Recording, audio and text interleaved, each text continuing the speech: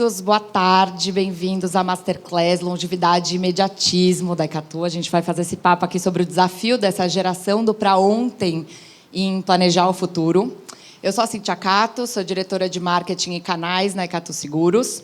Icatu, para quem não conhece, é a maior seguradora independente do Brasil em seguro de vida, previdência e capitalização. E tenho o prazer de estar aqui hoje para fazer essa conversa com essas duas experts no assunto. Paula Engler, CEO da Box, que é uma consultoria especializada em transformar essas visões do futuro em estratégias de negócio. Bem-vinda, mais um ano com a gente. Obrigada, Si. E estou com a Viviane Paladino, CEO da Mais Vívida, uma startup de longevidade que conecta os 60+ com os jovens em busca de emprego. Bem-vinda, Vivi. Obrigada pelo convite. Boa, para começar a nossa conversa aqui hoje, eu acho que vale a gente conceituar um pouco quem que é essa geração imediatista, né? Então, eu ia começar com você, Pá. Você pode explicar para a gente como que você conceituaria essa geração? Aqui acho que a gente pode fazer um corte de uns 30+.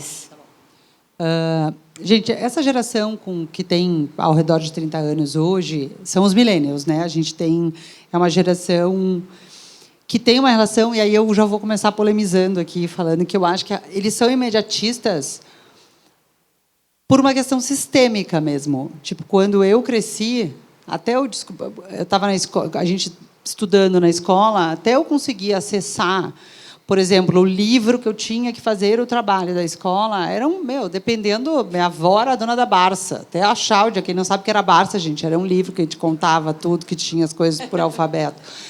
Procurem aí uma coisa super vintage. Essa geração cresceu em outra realidade, numa realidade onde tu tem qual é a tarefa. Se tu tem um celular, tu imediatamente botou o nome de qual é a tarefa e imediatamente a resposta já veio.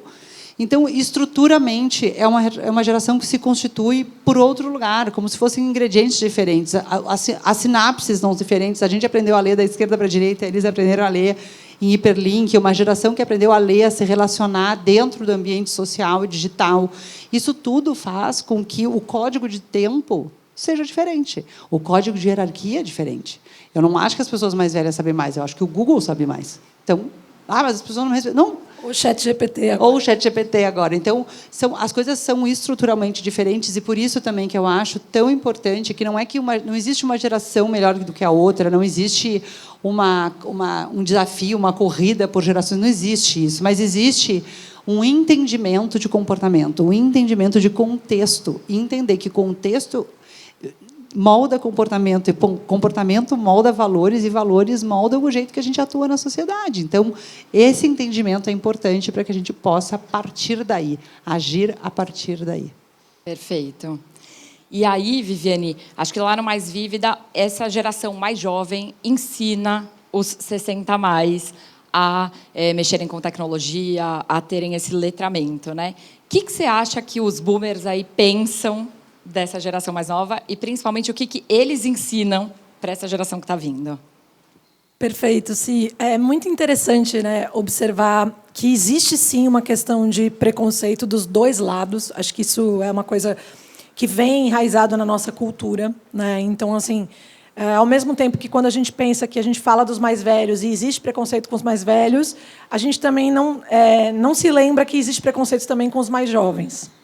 Então, por exemplo, quem aí já foi num médico e o médico era jovem demais para te dar uma recomendação? Quem já sentiu isso numa consulta, né?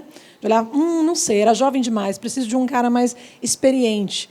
Então, o preconceito ele é dos dois lados. Segundo a OMS, ela fez um report em 2021 sobre preconceito etário. 1 em cada 2 pessoas no mundo já praticou etarismo, como a gente chama o preconceito de idade, né? E aí não depende se é mais velho, se é mais novo, qualquer idade. Quando você rotula uma pessoa com base na idade, você está cometendo um preconceito etário, tá? Então, existe, sim, o preconceito. Mas aí é muito interessante que, quando ele começa a tomar contato com esse jovem e começa a perceber com o jovem o quanto ele tem coisas novas ali para mostrar para ele, esse preconceito vai se diluindo. Vai se diluindo, vai se diluindo. Então, tudo é uma questão de como você conecta essas duas pessoas e coloca essa realidade diante da pessoa para ela ver que não é bem como ela pensa, para ela desconstruir essa imagem. Então, os mais jovens têm aprendido com eles a ser mais paciente, a ter mais empatia, baixar um pouco a ansiedade, né? Porque essa paciência toda se adquire, né, com a vida, com a experiência de vida, né? E aí é muito interessante, porque depois das aulas a gente faz uma avaliação, tem um rating que o pessoal preenche, onde ele avalia o jovem que deu aula para ele, né? O jovem que deu aula de tecnologia. É como se fosse um tutor. E aí, quando ele faz a avaliação, ele fala: essa pessoa é muito paciente. A paciência, a gentileza e o cuidado são as qualidades mais destacadas nos jovens que trabalham na Mais Vívida. Olha que coisa curiosa, né? Então, ele desconstruiu a imagem ali, durante o processo. Muito legal, porque acho que tem isso deles ensinarem tecnologia e aprenderem um lado comportamental, né? Que tem essa diferença de gerações muito forte, Perfeito. né? Legal. E aí, falando dessas duas gerações, né? A gente fez um estudo, agora, a Icatu, algumas outras empresas, com a Box 1824, e que a Vivi foi uma das experts do assunto que participou dessa pesquisa. E um dos insights, acho que poderosos aqui, que tiveram lá, é que essa geração 60+, ela pavimentou a juventude, né? Ela criou essa fase. Então, antigamente, todo mundo era criança, e aí, de repente, você casava, começava a trabalhar, tinha responsabilidades, você fazia essa mudança de fases, né? Quem não fazia essa virada era irresponsável, né? Pô, estava ali, não tinha crescido, não tinha amadurecido, né? E aí essa geração 60+ foi a geração que recheou esse meio, né? Que trouxe valor, que hoje entende que é importante viver essa fase de transição. Então, é uma geração muito protagonista, muito decidida, muito disruptiva, né? Acho que a gente até chama de teimoso, às vezes, né? E que são características parecidas com essa próxima geração que vem aí, né? Vocês acham que existe um choque de gerações? Será que são tão diferentes assim? Eu não sei se eu usaria a palavra choque. Eu gosto de pensar nessa coincidência que a gente está vivendo, de ter muitos idosos e jovens juntos ao mesmo tempo, porque a população está envelhecendo, como se fossem dois rios se encontrando em direção ao mar. Eu acho que tem uma mudança importante acontecendo na nossa sociedade. Em princípio, pode ser um choque ali. Opa, como é que é aquilo? Né? Eu estou trabalhando 20 mais, 30 mais, né? Geralmente entre 20 e 30 anos nas empresas de tecnologia, dominando a cena ali, e aí chega um cinquentão lá. Como é que é isso? Né? Como é que a gente inclui essa pessoa? Né? Então, no começo, tem uma coisa, mas eu acho que alerta também para o preparo que a gente precisa ter para olhar para o Brasil que a gente vai viver daqui muito pouco tempo. Porque em 2050 a gente está falando de ter 60 milhões de idosos no Brasil. Hoje a gente tem 30 milhões, 60 mais. A gente está falando de dobrar a população idosa em 20 anos, talvez, 20 anos. Uma mudança muito grande. Mas eu também acho, sim, que tem um lugar, quando a gente olha as características, por exemplo, que forjam hoje os sêniors ou os baby boomers, que hoje têm os seus 60 mais, e os jovens, que são características muito parecidas. A diferença é como é que elas se expressam. Então, é uma geração que preza os baby boomers, a geração, gente, do pós-guerra, a geração que iniciou todo o processo da libertação sexual, uma geração com uma conexão profunda com liberdade, com autonomia, E os jovens, por serem jovens, gente, aí os jovens são sempre, em alguma medida, eles são muito parecidos, mas, de novo, dependendo do contexto social, tu pode expressar tua fome de liberdade, a tua vontade de ser mais autônoma, a tua vontade de conquistar o mundo, ela pode se expressar por contextos diferentes, mas a intenção ela é parecida. Então, eu acho que o que a gente tem que sempre entender assim, o que tem por trás do que a gente está enxergando. Tem o sintoma e tem a raiz daquele comportamento. Então, qual é a raiz? A raiz é a autonomia, a raiz é a liberdade, a raiz, e, em alguma medida, talvez a empatia também, né, Vivi, aconteça lá pelas tantas da conversa, porque as pessoas mais velhas se reconhecem jovens, vendo aqueles jovens. Tu começa a te reviver naquela história, naquela conversa. Então, eu também acho que não tem um choque, mas eu acho que tem, sim, uma construção hoje que é complexa, que a gente está vivendo esse momento mais do que nunca, uma construção de mindset extremamente dualista. Então, a gente vai para o certo e para o errado, para o bom e para o ruim. E não existe isso. Existe as expressões de cada um, as vivências de cada um e a construção a partir daí. E aí a empatia, a proximidade, é um grande caminho para, literalmente, desmanchar o que a gente pré-conceitua, né? A gente usa preconceito sem se dar conta que é literalmente uma preconceituação, que é assumir alguma coisa antes de fato, conhecer. E eu acho que, na hora, com o trabalho que vocês fazem, por exemplo, isso é uma ponte maravilhosa em desmanchar essas pré-conceituações que a gente faz as coisas antes de fato, conhecê-las. Eu queria só aproveitar para comentar. Existe uma palavra técnica que a gente dá para isso nesse meio, que chama intergeracionalidade. Não sei se vocês já ouviram falar. A primeira vez que eu ouvi era um palavrão gigante para mim, porque quando a gente teve a ideia da Mais Vívida, a gente não pensou que a gente estava fazendo intergeracionalidade. Depois que a gente aprendeu o que era isso. E eu acho que esse é o grande pulo do gato, né, que a Paula e a Cí estão trazendo aqui. Como é que a gente faz trabalhos nos ambientes que a gente vive que envolvam mais a intergeracionalidade? Seja dentro de uma empresa, como é que eu aproveito melhor a diferença que eu tenho de ponto de vista em relação a você e trago isso para a minha realidade? Perfeito. E aí, aprofundando aqui um pouco esse ponto também, né? A gente vê que esses sêniors, eles pavimentaram ali a juventude que a gente falou um pouco, e eles também chegam nessa fase de vida agora disruptando um pouco o que é o conceito antigo da velhice, né? Então, eles querem viver muito, eles querem viver intensamente. Você acha que os millennials chegando ali, eles também vão viver isso parecido? Eles vão aproveitar? Eles têm esse olhar mais disruptivo? Eu acho que eles... Eu acho não, eu espero que eles cheguem, que a gente chegue diferente. Eu realmente espero. Eu acho que a vivência que a gente está conseguindo ter hoje, de ver os nossos pais, de ver os avós, de ver esse envelhecer tipo, se eu pego a minha avó quando ela faleceu e eu pego hoje a minha mãe e meu pai quase na mesma idade quando ela faleceu, são duas realidades dramaticamente diferentes. E eu acho que a gente conseguir vê-los chegando nesses lugares e conseguir aprender com a forma com que eles estão chegando nessa idade pode, de fato, mudar e antecipar alguns movimentos que ou não foram feitos por eles, não foram feitos pela essa geração, e a gente pode falar um pouquinho sobre isso daqui a pouco, mas também que entrar em contato com uma realidade que não existia. A gente está vendo pela primeira vez uma população imensa envelhecer. Então, a gente tem falado sobre isso na Box, que é um conceito muito mais de te preparar para uma maratona do que para um sprint.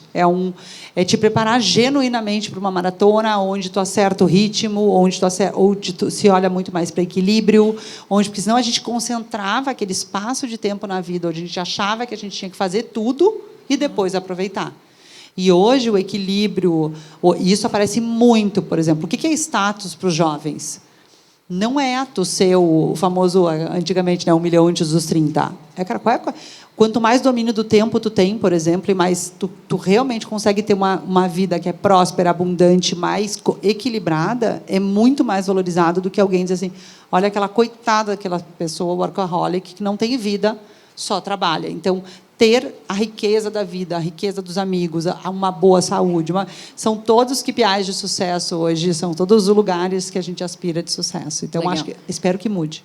E acho que é bem o gancho aqui para a próxima, que eu ia falar de saúde mental, né? Porque eu acho que tem um pouco, ouvindo você falar, que é como a gente olha para a geração da frente e consegue extrair o melhor. Porque quando a gente fala da saúde mental, muito em linha do que você falou, acho que tem a geração dos sêniors ali, dos 60 a mais, que não se planejaram financeiramente, né? Eu até ouvi uma frase esses dias da série Só Se Vive Uma Vez, do Jorginho Guinle, que ele fala, não foi que eu não me planejei financeiramente, é que eu vivi muito. O problema é que eu vivi muito, né?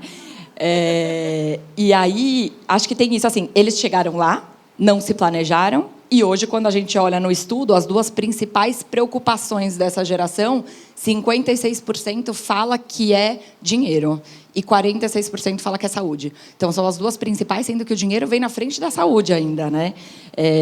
Então, assim, é uma geração que não se planejou, chegou lá e agora está com a saúde mental abalada e vivendo um estresse, e eles afirmam que eles queriam ter tido informação antes, educação financeira, que alguém tivesse falado e tal, né? E aí eu pego os millennials ali, os 30 mais ali, quando a gente olha essa geração mais nova, e aí também vi uma frase da Forbes hoje, que achei muito boa, que é a geração que mirou no sucesso e acertou no burnout. Né? Porque aí todo mundo, né, um monte de gente se identifica. Que aí eu acho que é isso... É tragicômico, né? Não é engraçado. É tragicômico, porque aí eu acho que você olha essa geração acima da sua, você olha seus pais, seus avós e tal, e aí você fala assim... Não, eu preciso trabalhar, ter dinheiro, subir na carreira, fazer home office, ter tempo, viver, curtir a vida e não sei o quê, tudo, né? Então, eu queria um pouco o seu olhar assim, dessa saúde mental das gerações e trocas entre elas. Olha, eu acho que esse ponto é bem crítico, assim. Eu vou contar um caso pessoal aqui, só para vocês sentirem na pele. Alguém já deve ter passado por isso também, né? Meu pai se aposentou há 2 anos, ele está com 74 anos. Né? E ele chegou para mim um dia e falou assim, estou desesperado. Aí eu falei, o que aconteceu? Né?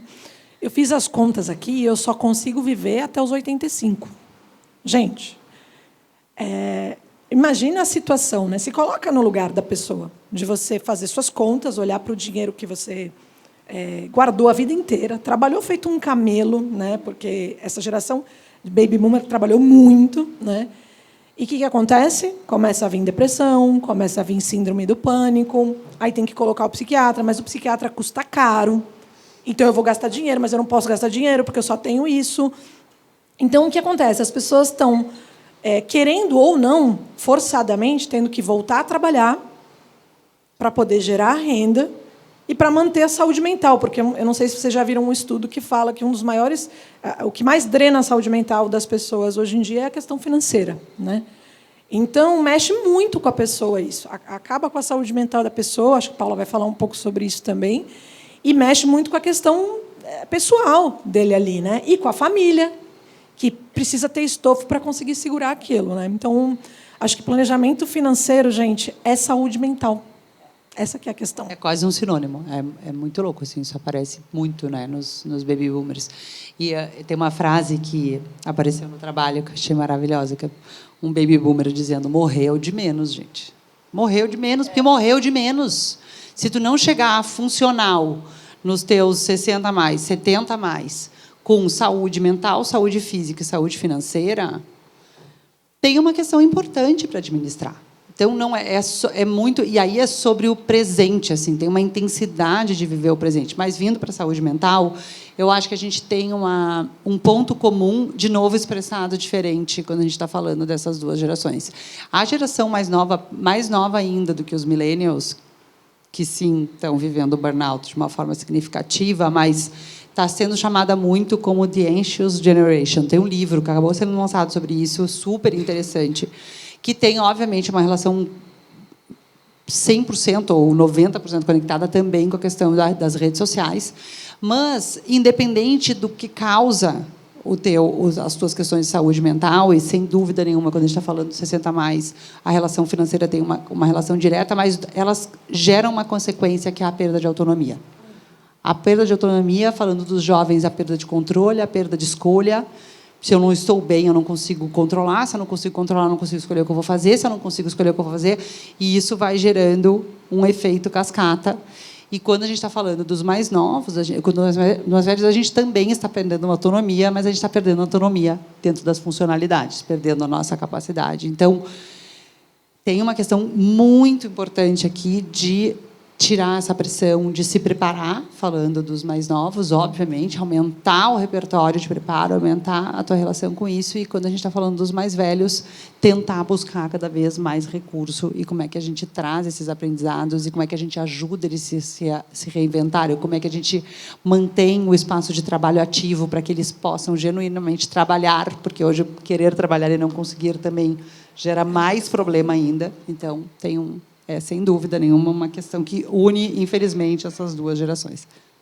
E o outro ponto que a Paula tinha trazido na outra resposta tem muito a ver também com isso, né? Quando você começa a perceber que você não tem na família exemplos de pessoas que conseguiram se planejar, como é que você vai se planejar? Que velhice você quer construir? Então, acaba sendo educativo, de um certo modo, não sei se é a melhor palavra, quando eu vejo uma pessoa na minha família, mais vivida ou idosa, como você quiser chamar, que está vivendo essa questão. Não é? Eu estava te ouvindo falar ali do seu pai, eu vivo isso também, né? Meu pai, há uns 5 anos atrás, ele falou, esse é meu último carro. E aí, agora, eu olho para o carro dele até hoje, me dá um pânico, assim, sabe? Às vezes, porque isso me gera um trigger de falar, né? Ele planejou ali até um certo tempo, e eu acho que a gente vai vendo isso e repensando a nossa vida, né? A próxima pergunta eu ia aprofundar nisso do planejamento financeiro, que acho que vocês já entraram aqui falando da saúde mental, né? Mas eu acho que tem um lado meio contraditório, né, de tudo isso. Assim, quando a gente levanta alguns dados aqui, o Serasa, né, ele fala que 7 a cada 10 brasileiros diz que a aposentadoria não é suficiente. E aí, pelo Datafolha, a gente vê que caiu. Era 12%, agora são 8% nos últimos 5 anos, tá? O número de brasileiros que fala que se planejou financeiramente, nesses 60 a mais. Então, assim, a gente vê essa realidade de que as pessoas sabem que não é suficiente, de que elas estão... E, óbvio, aqui, gente, sem fazer nenhum corte de classes, tá? A gente sabe que são realidades completamente diferentes, né? Não estamos entrando nesse cenário. Mas acho que dentro desse universo ali das pessoas que têm essa consciência, que sabem que a aposentadoria não é e estão caindo e conseguiriam e não estão se planejando... não sei se vocês querem complementar alguma coisa desse lado financeiro nisso. Eu acho que o único ponto que eu traria nisso é que, para a gente não ficar com um viés pessimista, né, porque, de fato, é desafiador, né, é que existe luz no fim do túnel. Né? E existe por quê? Porque existem opções para as pessoas mais vividas trabalharem, gerarem renda. Existem, se não me engano, o Sebrae fala em 2 milhões de empreendedores 50 a mais no Brasil. Então, os 50 a mais estão empreendendo, estão voltando para o mercado, estão trabalhando em empresas. Existem programas de estágio sênior, que o pessoal chama, dentro das empresas. A Mais Vívida faz reskilling, né, upskilling dessas pessoas, e outras empresas fazem também, não é só a gente. Então, existem oportunidades. Precisa estar conectado na tecnologia, nas redes, ver o que está acontecendo, se posicionar e se preparar para essa fase da vida, para esse momento, que é, sim, possível você encampar com geração de renda até mais velho do que antigamente se fazia, como as meninas falaram aqui. Né? Então, assim, aposentado quer dizer fui para o aposento. Né? Se você se aposentou aos 60 anos... Você vai viver até os 100, vai ficar 40 anos sem trabalhar? Não há previdência que segure isso. Né? Então, a gente vai ter que fazer alguma coisa. Então, nós, como empreendedoras ou empresas do segmento financeiro, governo, esfera pública, a gente precisa fazer alguma coisa para mudar isso. Eu acho que é isso, é manter a atividade, se manter não dá, realmente muito, é uma vida inteira parada se a gente vai seguir os moldes do passado. Eu acho que eu até escrevi sobre isso esses dias, que a geração que inventou o conceito de juventude está reinventando o que é ser maduro. É uma reinvenção, a gente nunca viu isso acontecer. A gente vai ver pela primeira vez uma geração se redesenhar aos nossos olhos, à luz dos nossos olhos. Então, acho que o que a gente tem que é abrir espaço, empoderar e fazer tudo o que a gente puder para ajudar nesse lugar. Mas, sem dúvida nenhuma, a gente está vivendo uma coisa sem precedentes. Assim. Que a gente consiga prestar atenção com carinho, né, para aprender. Eu acho que prestar atenção para aprender para a gente, mas prestar atenção para ajudar quem já está lá, né? Perfeito. Eu acho que são as duas coisas. Está vivendo um desafio enorme. São as duas coisas. Perfeito. E aí, Vivi, olhando aqui como tecnologia, né, a gente sabe que os bancos, os apps, né, toda essa parte financeira ajudou os 60 mais a se digitalizarem muito mais. Você acha que tem alguma coisa da tecnologia que pode ser a favor desse planejamento financeiro, que consiga fomentar e ajudar e ser mais uma oportunidade para a gente garantir que está todo mundo olhando para isso? Aí tem um grande desafio para as empresas do segmento. Né? Acho que tem uma oportunidade de educação. Porque o Brasil é um dos países com mais golpes digitais, né, no mundo. Então, a gente tem muitas pessoas que sofreram golpe do Pix nos últimos anos. Com a chegada do Pix, facilitou o Pix? Mais facilitou do que atrapalhou, isso é fato. É positivo o saldo na balança. Mas tem a questão dos golpes também. Então, eu vejo uma oportunidade para a educação. Acho que as empresas podem, sim, encampar isso como um desafio para... ensinar as pessoas o que é um golpe, o que não é um golpe, como você se previne. E, gente, vamos combinar que assim não precisa ser mais vivido ou idoso para sofrer um golpe. Né? Quantos aqui já sofreu golpe digital? Ou já passou por uma situação em que percebeu que poderia sofrer um golpe digital? Tem vários jovens aqui levantando a mão. Então, é um desafio de todos nós. Né? Eu acho que é um desafio. Então, é uma oportunidade. A educação, né? Acho que principal. E aí, agora, fazendo um corte de mulheres, né? A gente... Estamos aqui 3 mulheres. A gente viu pelo IBGE que as mulheres vivem 7 anos a mais que os homens, né? E aí tem um outro dado legal que mais de 50% das mulheres hoje lidera financeiramente seus lares. Quando a gente olha a carteira de clientes da Icatu também, a gente vê essa realidade. Então, tem crescido muito o número de mulheres que investem em previdência.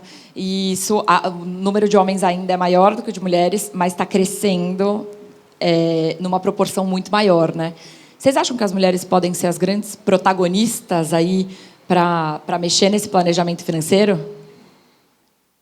Eu peço desculpa aos homens, mas a maturidade contemporânea é feminina. Isso é um fato. A gente já está estudando isso super, esses números já mostram. Acho que as mulheres estão indo num lugar... elas envelhecem com mais tranquilidade, lá pelas tantas. Os homens ficam extremamente frustrados de se aposentar e de ficar em casa. As mulheres enxergam isso como uma oportunidade. As mulheres já têm um papel extremamente importante no controle financeiro, principalmente falando das classes médias e mais baixas do Brasil. As mulheres realmente são as mulheres que cuidam do dinheiro do lar e fazem esse lugar. Mas tem uma questão extremamente importante, que é entregar autonomia financeira, entregar cada vez mais para as mulheres o controle de fato e genuíno sobre o dinheiro e não se sentirem dependentes dos homens para acertar todas as questões de violência doméstica, de todas as coisas que a gente conhece. E eu só faria um asterisco, assim, apesar de eu achar que sim, eu acho que tem um lugar de cuidado gigante para a gente não aumentar ainda mais o estereótipo da mulher de que tem que cuidar de tudo, cuidar de dinheiro, cuidar das pessoas, cuidar de tudo e de todos, e agora botar mais responsabilidade nesse prato. Então, por um lado, sim, por outro, eu acho que a gente tem que cuidar para não jogar mais essa pezinho na conta de quem já está cuidando de muita coisa, mas, pelo que tudo indica, a maturidade contemporânea ela é feminina, sim. Legal. Não, concordo super. Acho que estou bem alinhada com a Paula nesse ponto. Os dados estatísticos mostram que a gente vai ter mais mulheres do que homens, ainda mais esse gap está se abrindo, né? Mais. Antigamente essa diferença era menor, então a mulher vai ter um papel essencial nesse sentido. Mas, gente, poupem as mulheres um pouco também, que a gente já tem muita coisa. Não, mas tem uma coisa muito louca, como os homens morrem mais cedo. Existem muito, gente, o número é assustador. A Laura da Box estava me mostrando esse número hoje. A proporção de viúvas versus viúvos é assim bizarra. Quanto mais velho a população fica, mais tem viúvas. Então, 7 anos pelo IBGE e é a média, né? Não, e vai aumentando, é a média. Tu imagina uma média, tu imagina o tamanho desse... É impressionante, assim. Então, naturalmente, né? Ficamos nós. Desculpa, eu te cortei, mas é que eu lembrei de uma coisa muito curiosa em relação a isso. Na base da Mais Vívida, a gente tem mais mulheres do que homens também, não é? E a gente percebe que as mulheres, quando ficam viúvas, parece que aproveitam mais a vida, sabe? Porque o casamento, antigamente, né, a mulher era muito submissa. Mudou muito isso. Então, a hora que o marido se vai, né, lógico que tem toda a tristeza do luto, mas depois que passa um tempo... Vamos viver, vamos fazer curso, vamos estudar, eu quero fazer isso, eu vou viajar com as minhas amigas. Elas estão assim, esfuziantes, entendeu? E o homem, às vezes, se deprime. Né? É isso que a gente percebe na nossa base. Assim. Então, é curioso. Boa.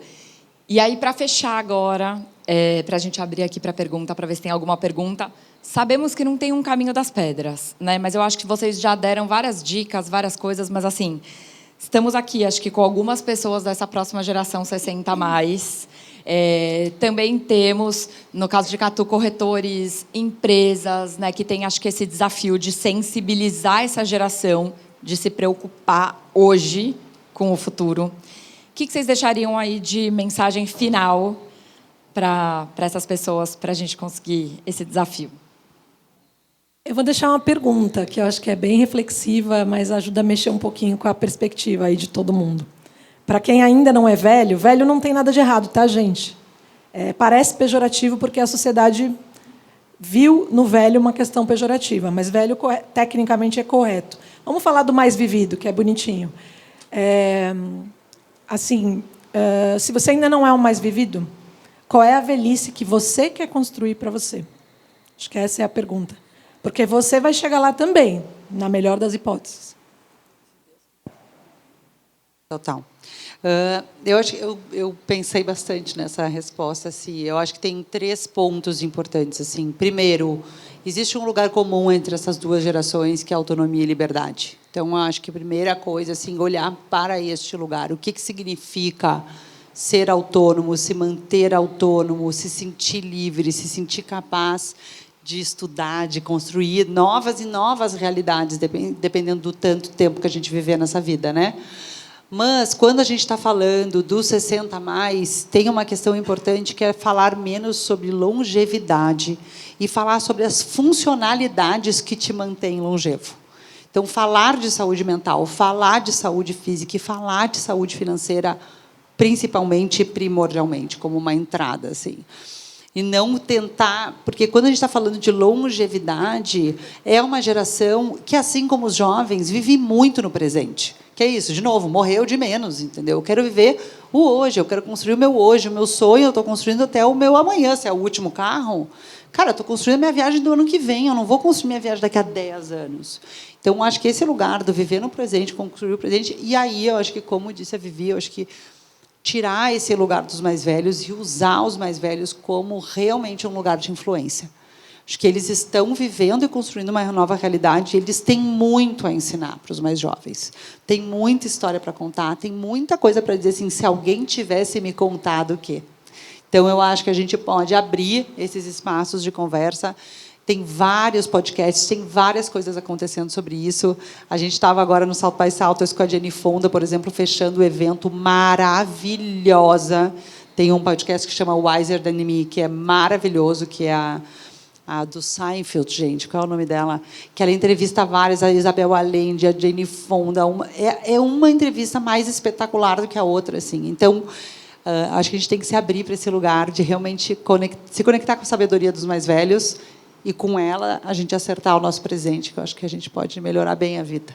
Obrigada. E acho que tem isso de discutir os assuntos, né? Quando você fala de discutir os pilares, eu acho que é trazer isso para a discussão, porque quando a gente fala só de longevidade é quase uma caixa preta, né? Tá, mas e aí, né? O que tem aí dentro, né? E aí, quando você provoca essas discussões escolhe frequentes e traz isso sobre... aprofunda. Tangibiliza, né? É isso aí.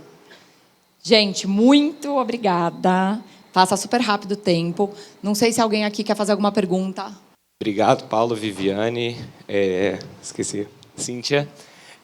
Pessoal, hoje eu trabalho, sou gestor de pessoas mais 50. Recentemente também entrou uma pessoa mais 60 no meu time. E os ganhos e benefícios disso é algo que são intangíveis e eu vivencio na prática. Então, tudo que vocês falaram aí é importante. Eu acho que, para a gente sair desse papo, talvez que ele é um pouco filosófico, e para a prática, isso gera dinheiro.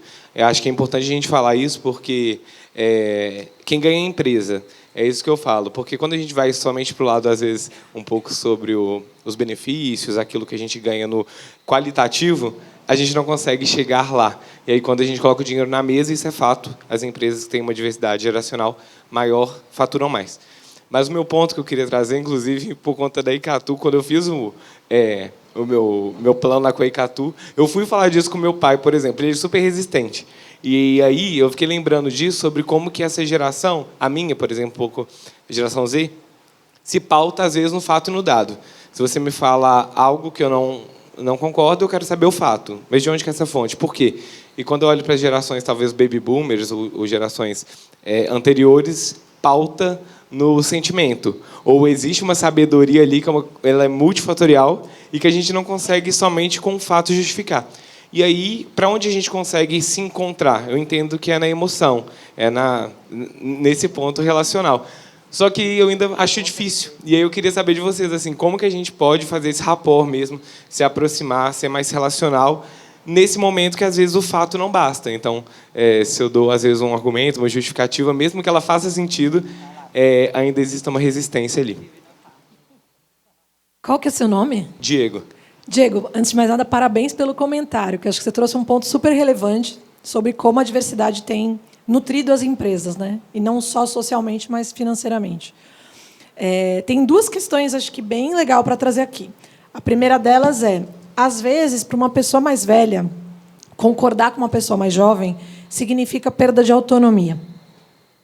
Isso é cultural, tá? Então, o que acontece? Se eu estou envelhecendo e meu filho ou meu neto começa a me dizer o que eu tenho que fazer, eu não vou fazer só porque eu quero mostrar para ele que eu ainda sou independente e eu sou capaz de tomar as minhas decisões sozinho. Tá? Então, tem uma questão aí, principalmente para os mais velhos, 65 mais, onde ele tem uma certa resistência de concordar com o mais jovem para não ceder em relação ao momento que ele sabe que em algum momento vai chegar, onde as funcionalidades começam a diminuir, as questões mais de funcionalidades começam a diminuir, aspectos cognitivos, e talvez ele precise da ajuda do filho e do neto. E acho que eles têm muito medo desse momento. Acho que esse é um ponto. Mas, de uma forma prática, pensando em empresa, a resposta para mim aqui seria a intergeracionalidade. Então, você criar projetos que misturem as gerações, que coloquem essas pessoas em contato e que tenham um objetivo comum. Não é apenas conviver na mesma área. É diferente. É fazer junto, é ter um objetivo comum junto, é gerar algo junto, né? E ver como que essa construção vai gerando mais riqueza de conteúdo ali. E acho que, naturalmente, vai mudando. Boa. Acho que Vivi falou tudo. Gente, obrigada pelo papo, super enriquecedor. E um outro fator que eu queria adicionar nessa equação também é o planejamento familiar. Então, vários exemplos que a gente trouxe aqui é como nós, vocês também, dando suporte aos nossos pais nesse momento. Mas que eu vejo hoje na minha geração 30 mais, as pessoas tendendo a ter menos filhos ou a não ter filhos. E aí, quando a gente chegar nesse momento, né, mais vividos, talvez sem planejamento financeiro, sem suporte, como que isso impacta também, né? Isso vai acabar nas públicas, ou o que a gente pode fazer hoje para dar mais suporte para essas pessoas que talvez não tenham filhos? Eu sigo com filho ou sem filho, eu acho que a gente tem que se planejar para envelhecer. Eu acho que é isso, assim. É muito difícil a gente querer manter a nossa autonomia, a nossa liberdade, contando com os outros para resolver o nosso problema, porque vai saber também quem é que a gente vai parir, né? Eu falo isso, gente, nós estamos aqui, mas não sei o que vai acontecer, né? Vai saber o que eu vou aprontar lá pelas tantas se minhas filhas vão querer ficar pagando as minhas contas. Então, eu acho que, de qualquer jeito, tem um lugar de realmente se planejar, entender que a gente vai viver. Imagina a gente, sei lá, gente, vão viver até 110. Assim, ninguém quer viver. Tem uma frase de um trabalho que a gente fez antigamente, que ele dizia: meu maior medo é morrer em vida. Tu não quer perder, a gente não quer perder isso. Assim, se a gente não quer perder, a gente tem que se preparar. Tem uma questão de preparo mesmo, de se preparar, assim como tudo que a gente se prepara na vida, tem que se preparar para envelhecer, seja financeiramente, seja fisicamente. E, naturalmente, isso tem uma consequência mental. Então, acho que é preparar. A resposta, para mim, está no mesmo lugar. E só complementar falando uma coisa que eu acho que são papos difíceis, né? Porque, no final das contas, quando a gente fala de chegar lá mais vivido, putz, será que eu vou ter saúde? Será que eu vou ter dinheiro? Será que eu vou trabalhar porque eu tenho energia e vai ser por prazer? Ou porque eu preciso comer amanhã, né? E fazer a gente pensar nisso hoje é chato, né? Porque a gente não quer pensar em se acontecer um acidente comigo, se minha família vai estar coberta, né? Se como eu vou chegar lá e tal. Então, eu acho que a importância desses papos, quando a gente olha essas gerações para frente, e aí eu acho que, com certeza, né, não podemos depender de outras pessoas, mas com uma geração que tem menos filhos, seu cachorro não vai te ajudar, né? A gente brincou disso uma vez, né? Então, acho que é ainda mais importante a gente garantir que a gente está pensando hoje nessas coisas chatas para lá na frente não ficar pior ainda, né? Mais alguma pergunta, gente, para a gente fechar aqui? Na verdade, não é exatamente uma pergunta, é mais uma provocação e um pensamento que eu e algumas amigas da minha idade a gente tem. Para um recorte, eu tenho 29 anos, eu sou aquela geração Zillennial ali, entre a geração Z e os Millennial. Eu tenho uma dificuldade muito grande em pensar no futuro, não por uma questão desconfortável de, porque eu vou envelhecer, etc. Porque eu acho que hoje em dia eu não vejo mais idade, assim, faltando muito. Eu vejo, tipo assim, eu tenho 30, vou chegar nos 30 anos, eu nunca tive a crise dos 30, porque eu não me identifico com idade, assim, né? Mas a minha maior dificuldade é a ansiedade climática. E aí pensar que, tipo, cara, eu vou me planejar para daqui a 30 anos, como é que o mundo vai estar daqui a 30 anos? Eu sei que ninguém tem essa resposta, mas eu queria trazer essa provocação, porque é literalmente ansiedade climática, e eu tenho uma dificuldade de me planejar por conta disso. Sem dúvida. Aí estamos todo mundo abraçado nessa tábua, mas assim, eu acho que... Mas é que, para mim, a gente está no mesmo lugar, entendeu? viver novos contextos, eles pedem que a gente se comporte diferente. Eu acho que o convite, falando dos mais velhos, dos mais vividos, falando se aqui estivermos, Deus me livre, né? Vai saber, um tsunami. Mas, assim, estando aqui, a gente precisa mudar o comportamento hoje para garantir um amanhã melhor. A crise climática está exatamente no mesmo lugar de necessidade. A gente precisa, enquanto sociedade, mudar o comportamento hoje para que a gente tenha um amanhã melhor, assim como a gente precisa. A gente pode ter essa conversa no indivíduo ou a gente pode ter essa conversa no coletivo. A gente está falando na crise climática no coletivo, a gente estava aqui falando dos indivíduos, mas é exatamente a mesma coisa. A questão é que hoje a gente está pensando, voltando para a palavra, mas a gente está pensando cada vez mais sobre como chegaremos longevos. Como chegaremos? Como vai estar o mundo? Uma bela discussão, podemos fazer outra dessas e ficar aqui falando, assim como chegaremos enquanto indivíduo. Então, mas sem dúvida nenhuma, tudo parte do mesmo lugar. É melhorar o presente para garantir um futuro melhor. É um presente melhor para um futuro melhor. Um presente igual vai gerar um futuro pior. Esse é o fato em relação a todo e qualquer um de nós, seja individualmente, seja coletivo. E eu acho que tem uma questão no Brasil, especificamente, porque a gente é muito de curto prazo, né, aqui. E a gente tem uma dificuldade de fazer coisas que não dão resultados imediatos, né? Eu acho que aqui é pior. Tem muitos outros lugares também, mas aqui eu sinto que é pior isso. Então, assim, é que nem eu costumo dizer, né, eu pratico meditação, vamos pensar assim, se você meditar todos os dias, na hora que você está meditando, não acontece nada. No dia seguinte também, não acontece nada. Dali 4 dias, talvez não aconteça nada. Mas, dali alguns meses, você vai começar a perceber uma coisa diferente. E esse hábito construído pouco a pouco vai te trazer um resultado. Mas não é evidente, entendeu? Então, como não é evidente, eu não sei se eu faço. E aí eu não tenho estímulo. Eu acho que estou comparando com uma coisa que eu costumo fazer. Talvez tenha outras coisas na sua vida que também você sente isso. Entende? E aí não tem jeito, é conscientização. Vivi, tem uma frase que eu adoro, que diz assim: primeiro acontece bem devagarinho e depois bem rápido. É isso, né? Vai bem devagarinho, aí, de repente, é bem rápido. Aí é bem rápido que a gente não tem dinheiro e é bem rápido que Dubai está debaixo d'água, visto o que aconteceu ontem. Então, tem um esforço hoje para a gente melhorar o amanhã. Bora cuidar do clima, gente, que é importante também. Só falta 1 minuto, tem uma pergunta aqui, vamos lá. Olá, parabéns aí para todos vocês. Meu nome é Camila, eu sou corretora de seguros. Então, eu vou trazer um pouco aqui uma provocação também. Até em continuação do que ela falou ali, para mim é muito difícil a gente falar com essa geração mais jovem sobre seguro. Então, porque parece até que a gente está falando outra língua, porque quando a gente fala de seguro para eles ficam assim, mas eu quero gastar meu dinheiro com viagem, eu quero tudo para ontem. E quando a gente fala de futuro, é uma coisa que vai muito além. É o clima, é qualquer coisa, menos a proteção. Com eles nunca vai acontecer nada. Então, fica aqui minha provocação. Como a gente abordar esses jovens para começar a serem consumidores árduos de seguro mesmo?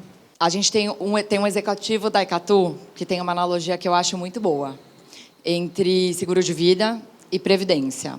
Que ele fala que quando você está planejando uma viagem, previdência é quando você escolhe o destino, né? Eu quero chegar lá, eu estou indo para tal lugar. E ele fala que o seguro de vida... e aí você coloca no Waze, né? Previdência é o Waze. Coloquei aqui, eu quero chegar em tal lugar, eu vou demorar tantas horas. Pô, beleza, estou planejado. O seguro de vida é o que vai fazer você chegar lá. É o cinto de segurança, é o airbag... garantir que você vai chegar. Senão, você pode ter planejado um monte de coisa linda lá na frente, né? Mas se você não tiver a segurança de que você vai chegar lá e de que, né, quem você ama também, né, e está coberto, então acho que essa talvez é uma analogia que eu ouvi e que eu achei muito boa para a gente tentar sensibilizar também outras pessoas. Gente, estouramos nosso tempo. Queria agradecer muito a presença de vocês. Agradecer muito vocês duas. Acho que está aqui Obrigada. fazendo esse papo super relevante num evento de futuro, né? Então, obrigada. Obrigada, gente. Obrigada a você.